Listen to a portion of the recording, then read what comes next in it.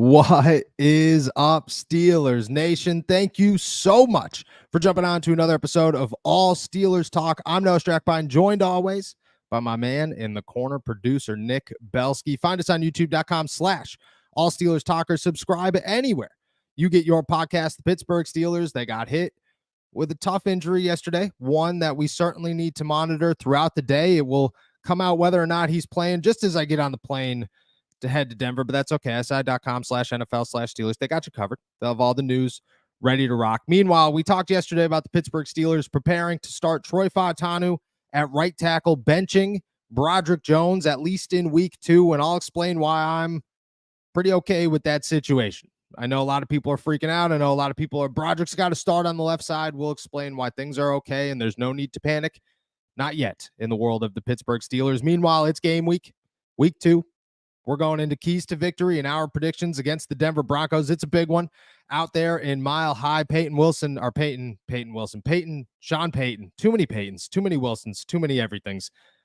Sean Payton says that Levi Wallace is about to help the Pittsburgh Steelers remember that defense. Let me ask you, Nick, first, how you feel, my friend? And second, is Levi Wallace the surprise X factor that is going to give away all the Steelers' plans in this matchup of week 2? Well, I'll answer the second one first because it's easier to answer and shorter to answer. No, but how I'm feeling is great. I mean, it's Friday. I hit my bets yesterday. I was big on the Bills. Hey. So I'm feeling good. I got an afternoon tea time. It's the weekend almost. So really, everything's coming up Belsky today. So I'm in a good mood.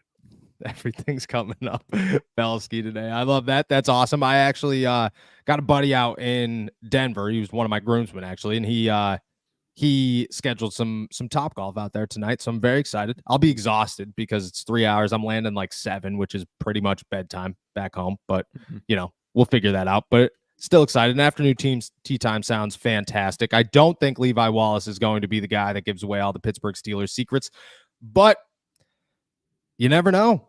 You just never know if the backup cornerback just is the secret sauce that the Denver Broncos needed in this one over the Pittsburgh Steelers. Let's dive into an injury on the Pittsburgh Steelers side of things that is a tough one to swallow. Patrick Queen goes down with a groin injury yesterday. Not sure when he suffered it, but he did practice the first day, didn't practice the second day of the week. You got to say this is one to monitor. His status for Sunday has to be in question as we sit here right now. If he doesn't practice today, I would assume he's a no-go on Sunday, which means Peyton Wilson and Landon Roberts are the starters with Mark Robb and Tyler Mrquezs as the backups. If he practices a little bit, I could see a questionable tag, but still certainly not 100% come week 2. Massive blow for the Pittsburgh Steelers. The way I look at this is an opportunity for Peyton Wilson to prove himself. And it's a little earlier than I hoped. It was a little earlier than I anticipated. But Peyton Wilson's going to step in there, and we'll dive into our keys to victory later. But you struggle. You let the rookie, especially against the Denver Broncos, who succeed running the football, who are going to try and thrive running the football in this one because Bo Nix didn't really have the debut everybody hoped that he would have. You need your rookie inside linebacker to step up. This is, I get it, 2 tackles, missed 2 of them. People have the question marks about Patrick Queen. I thought he played just fine, and I thought the defense with him in it was excellent. This is a blow, even if he only had 2 tackles, and one that you're now looking at saying a rookie's got to step up. Thankfully, it's only Denver. Thankfully, it's only week 2. Thankfully, the Pittsburgh Steelers start 1-0 instead of 0-1, and this isn't a make-or-break game right off the jump. But it's still a massive injury, as big as they get, and the questions to Patrick Queen are certainly there, but massive game for Peyton Wilson. You saw that a little bit after we jumped off the show yesterday. What were your thoughts? Well, the first thought that I had is, what in God's name are they doing on Wednesdays? That's back-to-back weeks that on a Wednesday, a quarterback of some sort was a full participant, and by Thursday, they're injured and their status is in question. In week 1, it was their starting quarterback. In week 2, it's the quarterback of the defense. So what is Tomlin doing on Wednesdays, and can he switch it up? Because we need to not lose signal callers on both sides of the ball, but it is obviously an unfortunate loss. I know there were people that were disappointed in Patrick Queen in week 1, but I think we addressed that, multiple times this week, that honestly, when your defense is as good as it was, you don't need Patrick Queen to go out there and lead the team in tackles and lead the team in tackles for loss. He went out there, he played the position well, and the rest of the defense played their positions well, but it is still a massive blow going into week 2. And for a team that last year, you saw what happened to their inside linebackers, this is already the beginning of it this year. And you're just hoping that that thread stops being pulled in week 2. Yeah. Yeah.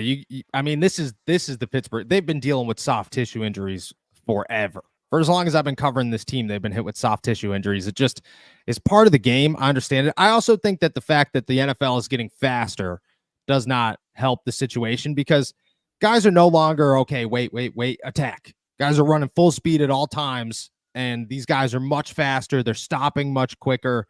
It can't be great on the joints. It can't be great on those soft tissues. But just like you said, like, what are you doing on a Wednesday? And why is this happening all the time for the Pittsburgh Steelers? I mean, you brought in a new strength and conditioning coach, and I think we're talking a bunch of stuff that we don't really know here. You know, I have no idea what they're doing or if they're actually hurting these guys. But this is a massive blow, one that's going to have to be monitored, one that if it does not happen, that if he does not play, puts a lot of pressure on a rookie, not only because Landon Roberts is, or because he's a rookie, but also because Landon Roberts is a run stuffer. And Landon Roberts could play 3 downs. He proved that last year. But Peyton Wilson's going to be the dime backer. Peyton Wilson's going to be the guy out there in sub packages on 3rd down. He's going to be looked at as the dude who needs to be in pass coverage. And that's great. I hope that he gets those opportunities and runs with those opportunities. But it's still another rookie that you have to toss out there that you are now relying on. The more rookies, the worse. You don't win Super Bowls with 22 rookies. It just doesn't happen. You need these guys to come out here and learn and not get hit with bigger moments than they're ready for. That being said, I think Peyton Wilson is ready for this one. But a lot of pressure now on Peyton Wilson and where the Pittsburgh Steelers go from here. A situation to monitor, one we don't really have a clear answer to yet, but a situation to monitor. Next, I want to talk about Broderick Jones, Troy Fautanu, Dan Moore Jr., and, well, gather all the reactions from yesterday. Because we came on here, we broke the news that the Pittsburgh Steelers were preparing to start Troy Fautanu at right tackle, putting Broderick Jones on the bench, starting Dan Moore at left tackle. And you had the people who were freaking out, who were saying, that's ridiculous. I can't believe this is happening. You had the people who were looking at this and saying, you know, Dan Moore has played well. And then you had the people that were immediately jumping to Broderick Jones is a bust. This is over. Get him off the field. And I'll say this. I am very optimistic about the Pittsburgh Steelers situation moving forward within this offensive line. And I like the move that they made. I thought about it over the last 15, 16 hours. I really got to dive into it, really got to sit down and gather my thoughts. And my thoughts are simple.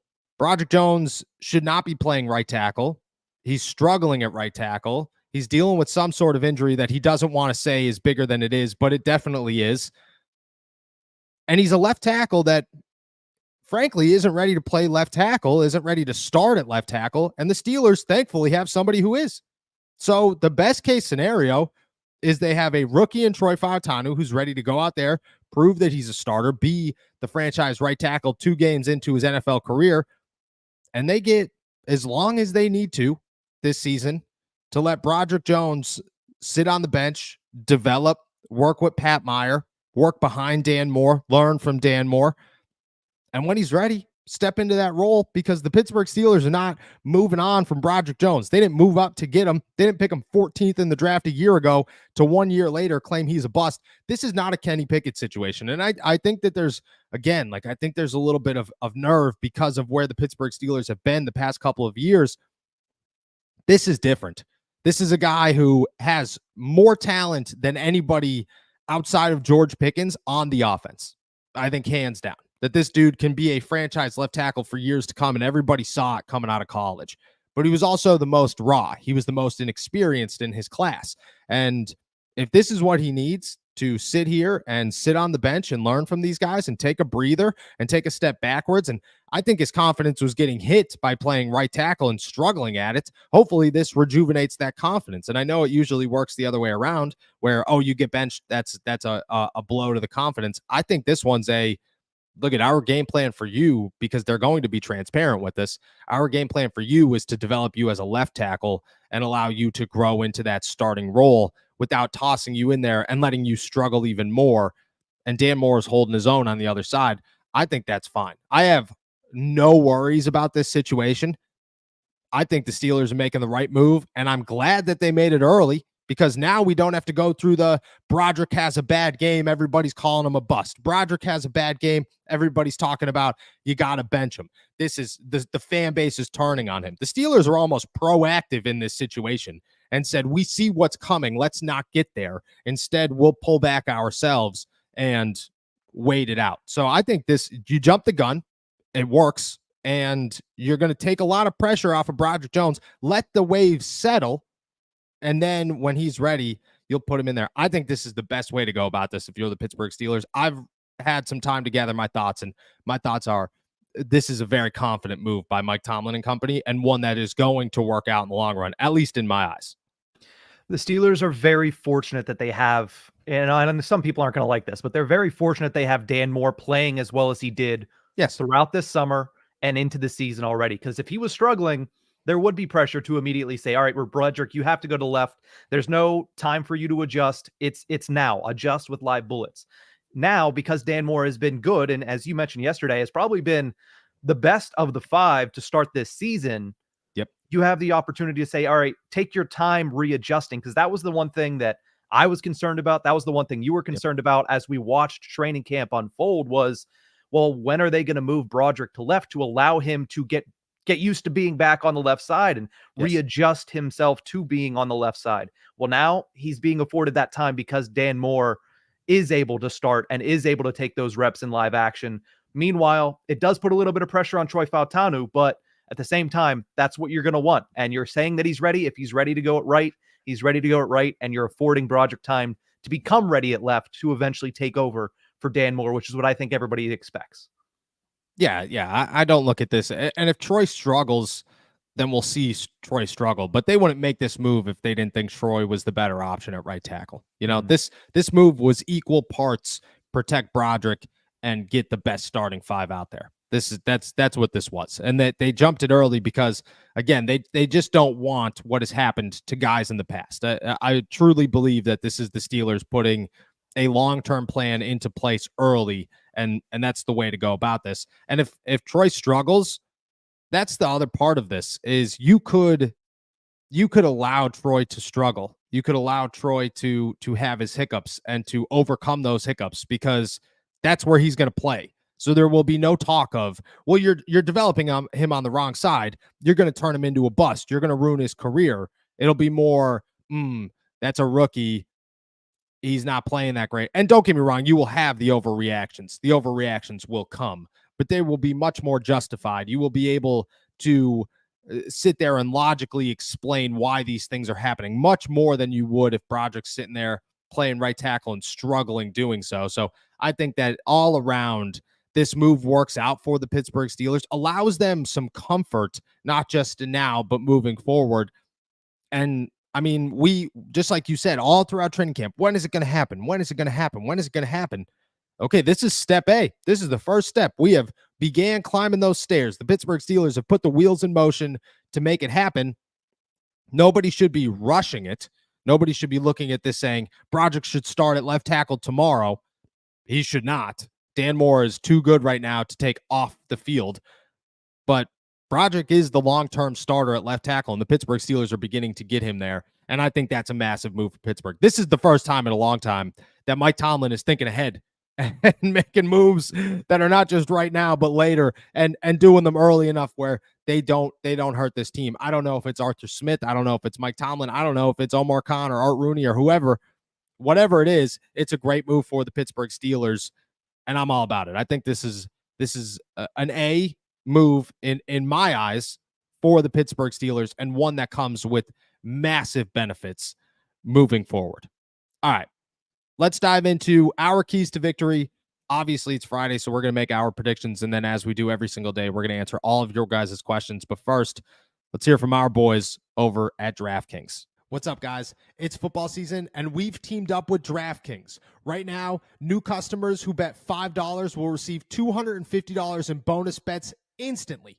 Plus, you'll receive 1 month of NFL Plus Premium. It's hard to think of a better way to celebrate fall weather, your favorite jersey, and Sunday touchdowns than with the DraftKings Sportsbook app. Download the DraftKings app and use our promo code ALLSteelers. That's $250 in bonus bets instantly and 1 month of NFL Plus Premium after betting just $5. Stay in the action and use your $250 in bonus bets to bet anytime touchdowns on DraftKings.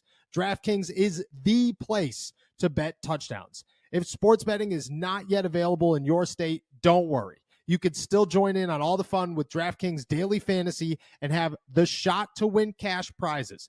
Download the DraftKings Sportsbook app now. New customers use my promo code ALLSteelers and bet just $5 on any wager and get $250 in bonus bets instantly. That's promo code ALLSteelers only at DraftKings Sportsbook.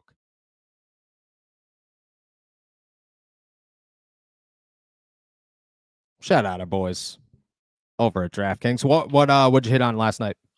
Just big on the Bills. They were underdogs last night, and your little tidbit helped me out. I was already thinking Bills, but when you said that, I was like, I should just go in on the Bills tonight, and I did. And appreciate you and appreciate the DraftKings for the opportunity to get those odds. Beautiful. I won't lie to you, didn't make any bets last night. By the time, which is, I know, shocking. Saving up for Denver. I don't know if sports betting's legal in Denver. I mean, everything else is legal in Denver. You would imagine sports betting is, right? Like that's how I look at this situation. Think. Yeah. I don't know though. I don't know if it is. I'm gonna have to look. That's the problem with getting on the road is you find yourself and the pros, like you talk to the vets, you know what I mean? Like you talk to the guys who've been doing this for 30 years and they already have their bets in place days before this. You roll up to Buffalo or wherever, Cleveland, and you get up there, you pull up the DraftKings app and you're like, it's not legal here.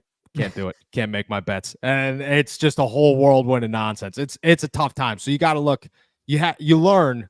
And this is, last year it started to click. I was like, all right, I'm leaving tomorrow. Bets got to be placed today. That's how we go in Denver. I'll sit in the airport. You get that hour beforehand. It's Pittsburgh's airport, so you got to be there like 4 hours beforehand. And I'll put those bets in. But no, didn't last night.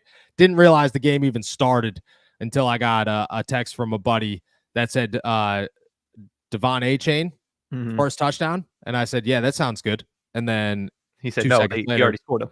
Yeah, James Cook scored the touchdown, and Devon A-Chain scored the second. So missed those. But shout out to the Bills and your pockets on DraftKings. Let's dive into the Pittsburgh Steelers keys to victory. Game week 2, Denver Broncos.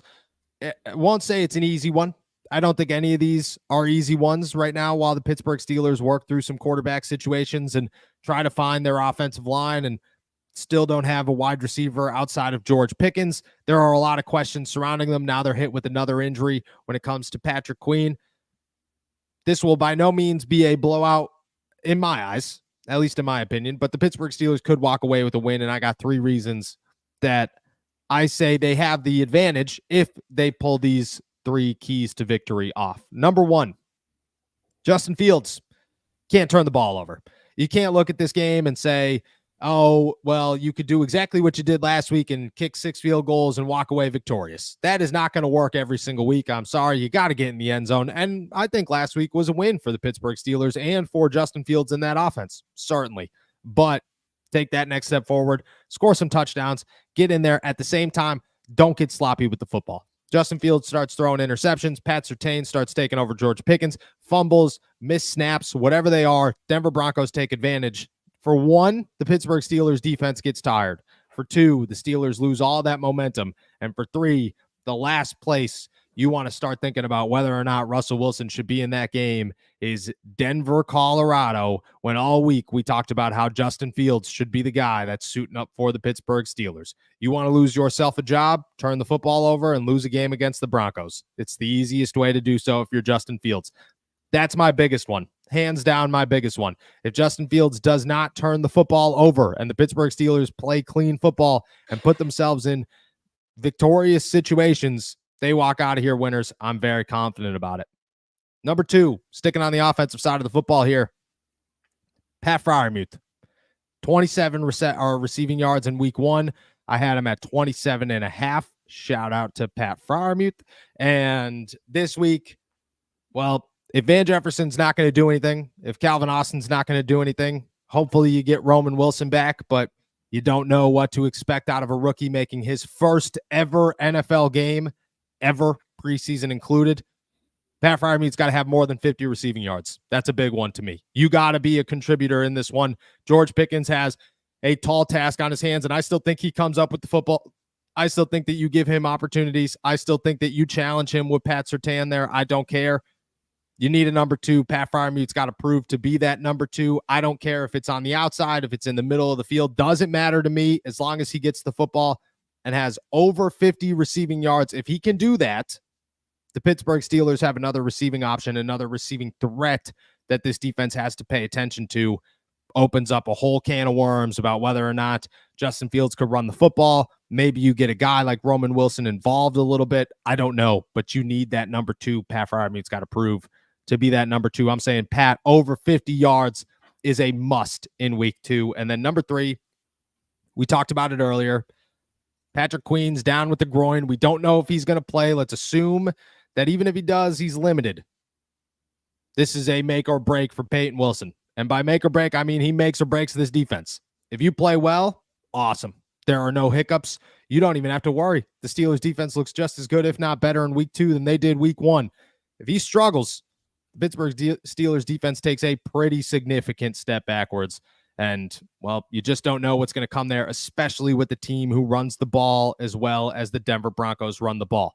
This is a big one. This is a lot of weight on Peyton Wilson's shoulders. I'm excited to see what he could bring because we've talked all summer long about how exciting Peyton Wilson is and how he's the future. Haven't had one of those in a while. And how you're just waiting for his opportunity, and that opportunity will continue to grow. Came a little bit earlier than you thought it was going to be. But here it is, Peyton Wilson, all eyes on you. You're playing middle linebacker. Patrick Queen, even if he does start, I expect Peyton Wilson to take a very significant amount of reps in this one. Peyton Wilson is my third key to victory. You gotta be Peyton Wilson, and I got a lot of faith that he could do it. Those are my 3 heading into week 2. Yeah, I think the biggest one is the first one you mentioned there for good reason. I mean, Justin Fields protected the ball last week, and he wasn't spectacular, but we all looked at that and said, that's exactly what you need. And that was what Justin Fields needs to be able to be compared closer to Russell Wilson in the Steelers' eyes, because that was the big hiccup with Fields coming in is he does turn the ball over. He does fumble the ball a lot.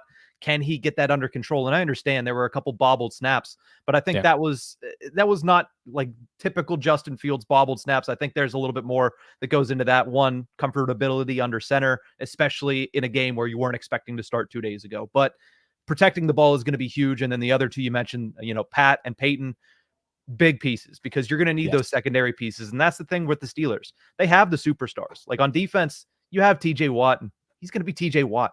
You have Mrquezs Fitzpatrick, and he's going to be the same thing. Same with Cam Hayward. It's these secondary players. If they can step up and have big games, it's always going to go in the Steelers' way. The one thing I'll add to this, and it's on the defensive side of the ball, the Steelers' defensive front needs to be able to contain, and force Bo Nix to beat them with his arm, because I don't think he can.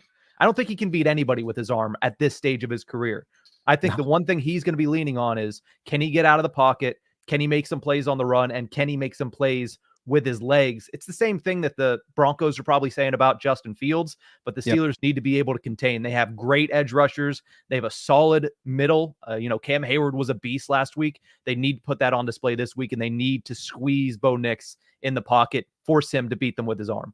Yeah, I like that a lot. And I think you put pressure on Bo Nix. You force him to be uncomfortable in this ball game. You walk away victorious. He had a couple of Deshaun Watson throws last week. Let's be honest. And I got faith in Bo Nix. I think he's going to be a good quarterback. But he had a couple of Deshaun Watson throws last week where you were like, I don't think that kicking net was the target. And I'm pretty sure that wasn't a throwaway. So you had a couple of those. I agree with you. You force him to be uncomfortable. Bo Nix takes a pretty strong step backwards from his ability to take over this game and just put the team on his shoulders. That forces the run game to be more effective. It puts more pressure on deep balls and kind of playing hero ball. And yeah, that's when Dante Jackson and Mrquezs Fitzpatrick and Joey Porter Jr. and Deshaun Elliott start taking advantage. I agree with you 100% in this one. You make Bo Nix uncomfortable, you win this football game. All right. Before we get to questions, it's Friday. I'm 1-0, baby. You are 0-1. This could be the deciding factor. We even out the rest of the year. I walk away 17 and whatever. One game higher. This is big. Week 2, Pittsburgh Steelers, Denver Broncos. You know the over-under, or you know the spread, I believe. I do not, as we sit here right now. I believe the Steelers were 3.5-point favorites heading into this one, but I'm not. It's loading now. I want to make sure I get the most updated odds here from DraftKings Sportsbook. The Steelers are, as of right now, 2.5-point favorites, with the over-under sitting at 36.5. 36.5. That's 2023 Steelers numbers right there. That's 2023 Steelers over under numbers right there. Whoo, 36.5. 36.5 points. What did they score? 28? Yeah, wouldn't even come close last week. Yikes. 36.5, 2.5-point favorites on the road in Mile High. I gotta go Pittsburgh. Or did you start last week? I'll start this week. I'll let you go. Okay. We'll go winner. We'll play it hole by hole here, you know? Okay. I'm going to go Steelers. I'm feeling good about the Steelers in this one. I'm feeling real good about the Steelers in this one, to be 100% honest. I think Sean Payton's washed. I think Bo Nix is not ready yet. And the Broncos made the right choice. You start him because you don't have another option. I'm sorry. Jarrett Stidham could be as upset as he humanly as he wants to about not being the starting quarterback. You're not a starting quarterback. Let's be honest. I have a lot of faith in Bo Nix, but he's not there yet. You're dealing with issues on the offensive line. And I'm sorry, but Russ might not be playing, but the Pittsburgh Steelers are playing for Russ. So I'm looking at this one. The Pittsburgh Steelers, 36.5. I'm feeling the under. As crazy as this sounds, I'm feeling the under. The Pittsburgh Steelers, 21. What would that be? 14. What's 20? Pittsburgh Steelers 20. I'm going 2 touchdowns, 2 field goals. Pittsburgh Steelers 20. 23. Pittsburgh Steelers 23. We're flip-flopping. I'm trying to give, how many times are you going to get in scoring range, let Boss kick one? I'm going to say 3 times. You're going to score twice. That's 5 possessions. If you had 6 last game and you didn't score any, I just think it could happen. I'm going 23 Steelers, 13 Broncos. This is a game where on Monday people are starting to talk about, they're starting to overreact about the Pittsburgh Steelers. This is an overreaction game for Stephen A. Smith, Shannon Sharp, Dan Orlovsky, all the people who blow things up all the time. This is an overreaction game for the Pittsburgh Steelers. 23-13 win on Mile High. Sean Payton's pissed afterwards for one reason or another, and Russell Wilson gets some Gatorade dumped on him. I don't know what happens, but I'm feeling good about this one. 23-20 or 23-13 Pittsburgh Steelers. That's what I got them. Yeah, yours was eerily similar to mine, so I'm going to adjust mine a little bit. I definitely have the Denver Broncos finishing with 13, and I certainly have the Pittsburgh Steelers offense scoring 2 touchdowns. But I specify offense because I do see a defensive touchdown in this game. I think Bo Nix getting ballsy. I think Bo Nix cost his team in a big way, and I'm going to go Pittsburgh Steelers 27, Denver Broncos 13. 2 offensive touchdowns, defensive touchdowns, and it's at Mile High. So, Boz has unlimited range. He's going to knock in 2 more field goals, keep that MVP pace going, and Steelers are going to walk away victorious with a pretty large margin of victory here, and we'll hit the over. Wow. 27. They scored 27 points in this one, and they win 27-13. I bet you we get at least one person on Monday that we're talking about them on Tuesday. Why didn't they score 30? Nah, I mean, yeah, you probably get those. Somebody's going to say, well, why didn't they score 30? Yeah, you'll probably get those too. But you will easily get at least one national media somewhere that says the Pittsburgh Steelers are winning the Super Bowl. You're going to get somebody. 27-13 win. That's a big one. And you just hit the over. Which is which is a big one. I'm going under by half, which is, you can't bet that. You know what I mean? If you're only confident you're going to go under by a half of a point, you stay away from that bet. But that's all right. That's all right. I got 2 hours at the airport. On the hook. You can't die on the hook. No, can't happen. 27-13. That's a good one. I'm going 23-13. We'll see what happens. We'll both be winners or losers on Monday, but we'll also possibly get some correct scores here, which could be an odd breaker or a tiebreaker come Monday morning. All right. That's all we got on our agenda today. As we do every single day, we're going to answer all of your questions, so make sure that you toss them in the chat. What do we got? Let's start with Marlon Lewis, who says, if Levi is guarding our number twos, who will take advantage of it? Will it be Roman, Calvin, or Van Jefferson? I believe Levi is going to spend more time on the outside than he is the inside, so that would be Van Jefferson. I wouldn't say that he's going to take advantage of it. I understand that Steelers fans don't really like Levi Wallace or what he did here in Pittsburgh, but he's been a starter everywhere he's played in the NFL, and because of that, you have to think that there's a reason for that. There are a lot of guys who should be starters who fade into nothing. Levi Wallace continues to be a starter. He's not failing upwards. He's just going to different teams and being a starter there and being a contributor there. So I still don't expect a big game from Van Jefferson, but that is who will be lined up against him in week 2. Let's go over to Andy, who says, is it too early to buy a Peyton Wilson jersey? He already seems steps ahead of where he, quote, should be as a rookie. I'm not into buying rookie jerseys. There are a lot of people out there with Kenny Pickett jerseys right now who are not very excited about owning a Kenny Pickett jersey. I'm more of a later in the career solidified type of guy, or an offensive line. If an offensive lineman's going to be here forever, like you just I'd go buy a Zach Frazier jersey tomorrow because he will be the starting center of the Pittsburgh Steelers for the next decade. And that for a fact. Keanu Benton, I think, could be in the same boat, but defenders don't always get paid. I'm more of those guys, but Peyton's working his way up. I'd probably wait a couple of games and continue to see what he could do. Let's go over to Dalton, who wants to know, when Cam Sutton comes back, will the defensive lineup change all that much? The only change that'll come is Cam Sutton will be the starting slot corner, and that's a pretty good upgrade over an undrafted guy in Beanie Bishop, even if Beanie didn't play terrible in week 1. So that would be the only upgrade that comes is Cam plays there, but they got 7 more games to, see what comes of that. So right now it's a guess. He'll be the starting slot corner, but you just don't know how this defense is going to look come week 10. Samuel wants to know, lifelong Steelers fan living in Denver, going to my first ever game on Sunday. So have fun, Samuel. With GP covered by Pat Surtain, do you expect Van Jefferson to have to step up in a big way? He's got to do something, but I don't have expectations that he's going to. He highly disappointed in week 1. Even if he had the reception that Justin Fields missed him on early in the game, it's 2 catches for like 9 yards. 9 yards. Yeah. It's just it wasn't going to do much. So I was pretty disappointed. I'm looking at this and saying he's got to step up, but I don't expect him to. Let's go over to William, who says, can't groin injuries linger? How long do you think Pat Queen is out for if he does miss the game on Sunday? It's too early to tell. You got to take it day by day with this stuff, and then week by week if he does miss a game. The way I'm looking at it is Friday will be a massive day for him.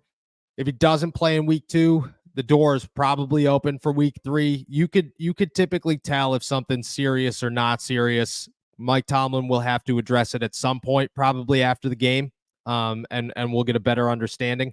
They do tend to linger. I would imagine that they're cautious with this early in the season, especially with the way that injuries have gone for this team at that position the last couple of years. So I'm looking at this and saying chances are Patrick Queen's not going to start on Sunday, and the Steelers are going to be extra slow in his return process. Let's move over to Kaleo, who asks, why did they even put Broderick at right tackle if he was more comfortable at left tackle? It doesn't make sense to me. They needed a right tackle.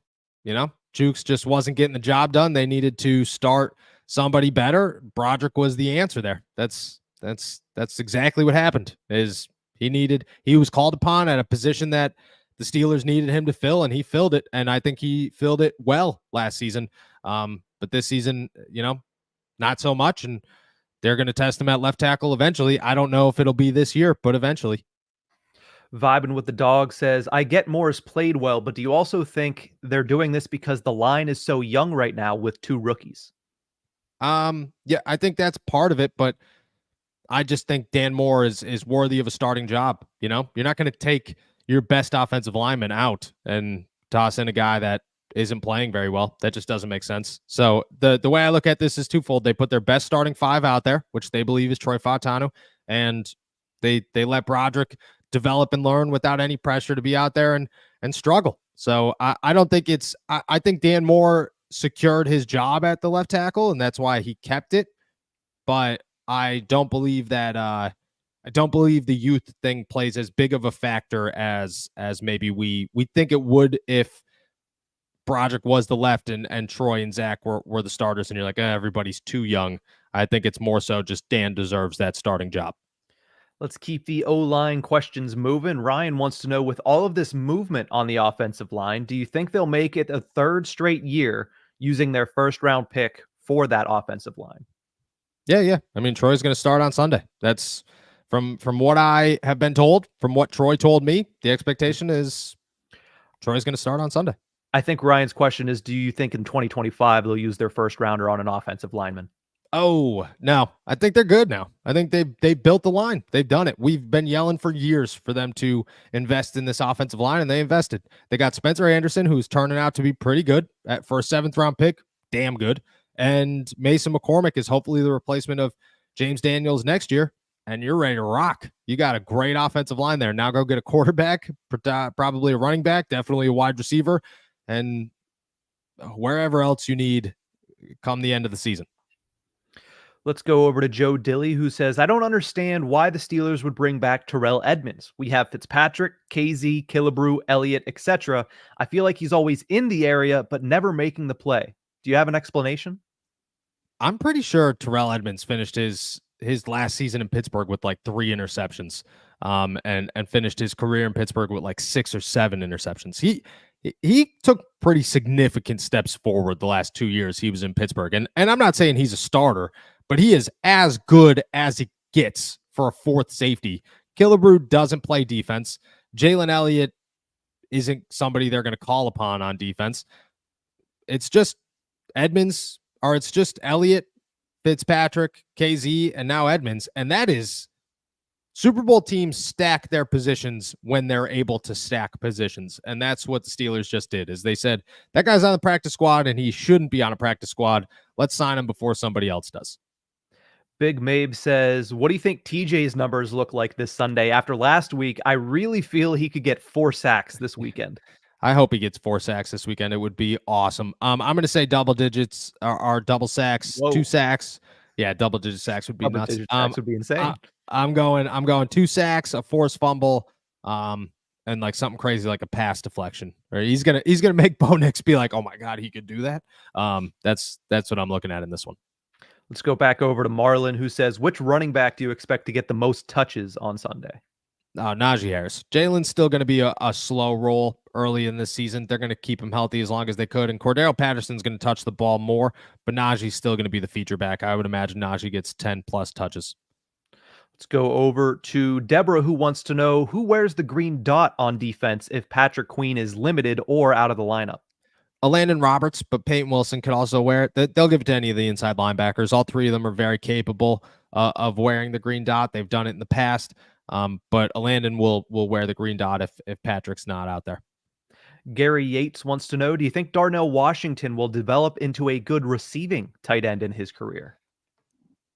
Good for Darnell Washington. Yes, I really do. Good, like Travis Kelce, good? No, probably not. But that's not what he is. He's a big man, like he runs like a big man. He catches like a big man. He does things like a big man. And that's fine. That's his game. He's an old school punching the mouth tight end, and that's what the Steelers are looking for. So I think he'll be fine. He'll make some catches. He'll impress a little bit. He'll score some touchdowns. But he's not going to ever be he's the number 2 receiving target in Pittsburgh. Got a lot of people asking about Roman Wilson. Marlon Lewis says, since Roman was a full participant yesterday, do you think he plays on Sunday? And somebody else asked, Brandon specifically said, is he starting if he plays? I don't know if he'll be starting. I mean, maybe. Just kind of depends on the lineup. I think they'll still utilize Calvin Austin and Van Jefferson the same way, but Roman will mix in there. I do expect Roman to play on Sunday. The way I'm looking at this is he felt pretty confident when we talked to him the other day, and then being a full participant, just he's taken steps forward. As long as he doesn't take a step backwards today, I expect him to be out there on Sunday. I don't know about starting, but playing a significant chunk, yes. Teeman jumps back into the chat and says, hey, Noah, do you think Najee gets another 1,000 yards this season, which would make 4 in a row? And at that point, do you have to pay him? You don't pay him. You just don't pay him. The Steelers are not going to pay him. I think Najee Harris showed me in week 1 that the Steelers probably made a mistake not picking up his 5th-year option. And every game that he continues to look as good as he looked in game 1, you got to think the Steelers made a mistake not picking up his 5th-year option. And I think he's got another 1,000 yards in him easy. But that being said, I just don't think the Steelers have any intentions of keeping him around in 2025. I'm not saying I wouldn't. I'm just saying that's what I feel the Steelers are going to do. Let's go over to Vibin' with the Dogs, who says, if Russ isn't healthy enough to play, why is he dressing as the emergency third quarterback? If something happened to both Fields and Allen, he'd be in the game anyway, so why not just start him? Because he's not healthy enough to start. The Steelers don't want to start him. They're not going to not take advantage of an emergency quarterback, but they aren't going to. I don't know. It's just kind of. It's exactly what I'm saying here. Like the Steelers do not have plans to start Russ, but they're also not going to waste the opportunity where the NFL gives you the chance to have a third emergency quarterback just in case, because otherwise you're lining Cordero Patterson up as your quarterback, through the 3rd and 4th quarter, and you turn into the San Francisco 49ers in that one game. So that's why he's doing it, but he's not healthy enough to start. Vibing with the Dogs has a second question here. Says, does Minkah get his first turnover on Sunday? I hope so. Vibing with the Dogs, you've been here long enough to know I've been pushing that for a while. So I think so. I hope so. It would be good. But look, he's a safety, and if he doesn't do much, that's a good day for the defense. But I would still like to see him get one. I said the Steelers have a defensive touchdown. It's been a while since Minkah's been the name to do that. So maybe I'll throw that as my defensive touchdown. I think his last, as crazy as this sounds, I think his last defensive touchdown. No, it was his second year. It was Baker Mayfield, I'm pretty sure. I think you're right. In Cleveland. It was in Pittsburgh, but Baker was Cleveland's quarterback. Mm-hmm. Yeah. Let's go over to Luke Nessie, who says, do you see the Steelers using their tight ends more in this game? Need to get those guys rolling. Yeah, I do. I really do. I think it's a lot more over the middle. Attack the middle of the field to avoid Patrick Surtain. That's how I'm looking at it. Michael Pruitt, Darnell Washington, Pat Freiermuth, those guys. Hopefully Connor Hayward. He only played 5 offensive snaps in week 1, which when you don't have guys who are catching footballs, put your most reliable set of hands out there besides George Pickens, which is Connor Hayward, and I think it makes more sense. So I hope so. Yeah, they did use, I think 20 snaps of their 66 were in 13 personnel, which is a lot of tight ends. So I would imagine you're going to see a lot of tight end usage all season long. Speaking of that, Paul wants to know about the tight ends. How many throws do you think they get across the middle this week? Much more than last week. It's going to be in the game plan to throw over the middle. Arthur Smith's not going to avoid it. I get it's funny because, and I'm not saying any of you guys, but I know that people heard Arthur Smith say, well, it's in the game plan to avoid the middle of the field. And they went, yeah, okay, whatever, man. You're lying to us. This is just an excuse. But it makes a lot of sense to avoid guys like Jesse Bates and Justin Simmons. It doesn't make as much sense I couldn't even tell you who Denver's safety duo is because Kareem Jackson's gone and Justin Simmons is gone. And at this point, it's some new guys. Let's go over to 814 Outdoors. Says, when do you think we make a move for another receiver? This week's going to tell a lot. If Roman Wilson plays and Roman Wilson doesn't do anything more than Calvin Austin and Van Jefferson did last week, you got to do something. You can't just leave Justin Fields out there hanging all the time and say, yeah, you know what? He's fine, whatever. You could just triple team George. Nobody else is open ever. And that'll be fine. So I think this week plays a very big role into how quickly the Steelers go out and get another wide receiver. We have a massive, massive update for you, Noah. According to Dan Dyer, it is legal to bet in Colorado. This is huge. This is huge. So shout out to you, Dan. Thank you. That's big. That's getting teary-eyed. That's how big this is. Another quick fact check, because our listeners always keep us honest. Brandon Davis says Minkah had a pick six week 1 against Burrow in Pickett's rookie season in Cincinnati. That's what it was. It wasn't. I think he still had one on Baker. I remember at home, but yeah, you're right. Yeah. You're right. It was. Yep, you're right. Let's go over to Luis says, can you ask when the Steelers are going to get white block uniforms? Yeah, I can ask. I'm not going to get an answer. To be honest, the only time we talk to Art Rooney twice a year, I just don't think I think I got too much ammo to sit there and be like, Mr. Rooney, thank you for your time. When are you guys getting white block unis? I think it would look so fire. I think I'd probably get kicked out of that press conference. Yeah, I was about to say you want to keep getting invited to those press conferences, and I feel like that might cause your invite to get lost in the mail a couple times. 100%. Let's go to Levi, who says, is this Denver defense actually good? Not in touch with their roster, but outside of Surtain, it seems like quite a few no-names, and of course, Levi Wallace. Yeah, I don't know. You know, they have some linebackers that are pretty good. Their defensive line's always pretty good. Pat Surtain's fine, but it's Damari Mathis is their other corner, former Pitt guy. He's like a 4th round pick or something. Riley Moss is in Denver. I'm pretty sure. I don't know if he starts, but it's just a lot of young guys. I think it's an opportunity for the Steelers and for Justin Fields to take advantage. But that being said, you just never know. Denver's always a good defensive team, so you'd have to imagine that they have some guys that are just hidden gems.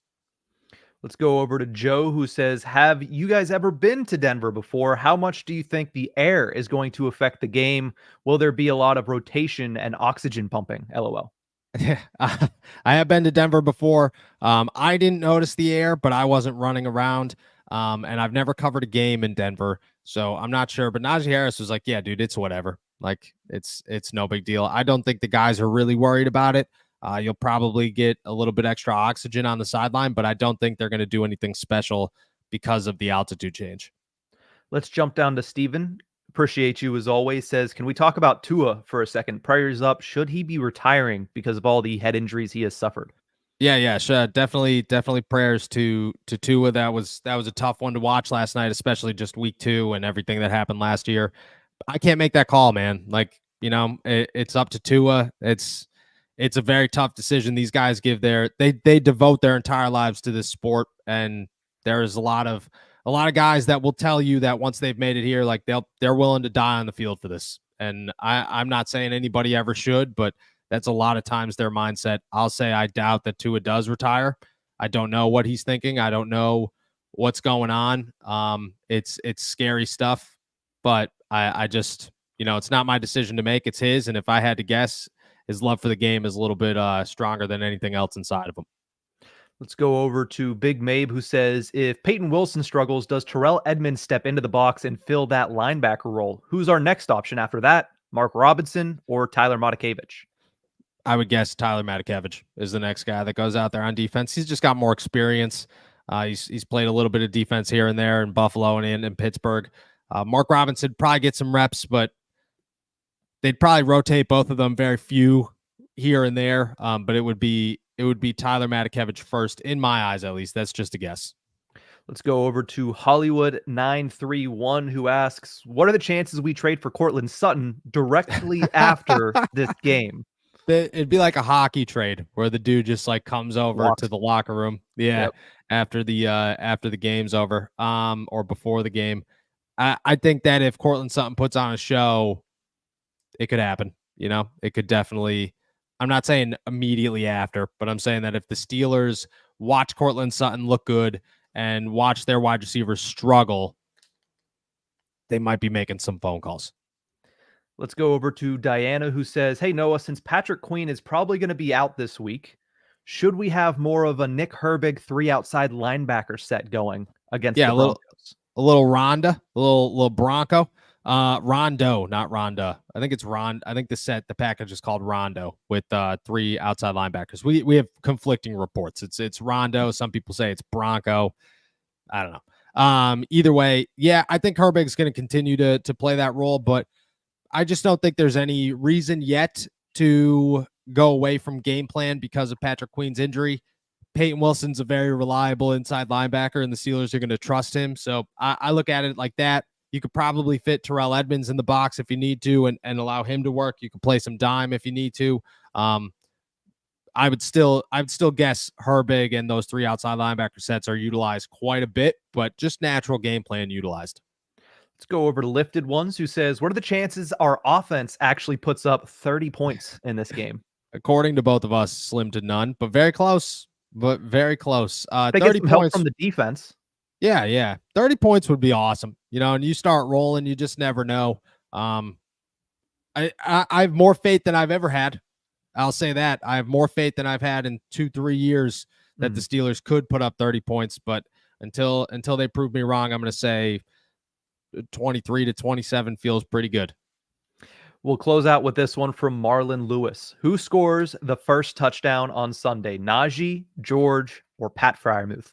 Oh, could I toss a little fourth option out? Yeah. I'm gonna go Justin Fields. I'm gonna go Justin Fields run, bootleg around the side, whatever, scores a touchdown, read option maybe. But I'm gonna say Justin Fields gets in there first. My other option, Cordero Patterson, would be my other sneaky pick here. I don't think I'd go Najee, George, or Pat, to be totally honest. I think I'd go Justin Fields or Cordero Patterson. I just something in me says to go those 2. I said Pat Freiermuth would score the first touchdown of the season. I didn't think it would be in week 2, but I'm going to stick with Pat Freiermuth because that was my prediction from last week, and they didn't score a touchdown, as I think some people might have noticed. Yeah, very true. They could go we could go into week 3 still waiting for this one, but that would be that at that point we'd have to start like a poll or something, like how long could this go and who's going to score? It would be nuts. It would be nuts. But I'm going Cordero and Justin. Awesome. Yep. With that said, guys, we're heading out of here. Thank you so much for jumping on to another episode of All Steelers Talk. Make sure to subscribe to us on YouTube, youtube.com/All Steelers Talk. Check us out anywhere you get your podcasts. And as always, find all of our work at si.com/NFL/Steelers. We will be back on Monday, but remember, we have the walkover coming Sunday and all of your updates at si.com/NFL/Steelers. But with that said, enjoy a beautiful weekend in the Berg and week 2 against the Broncos. Peace.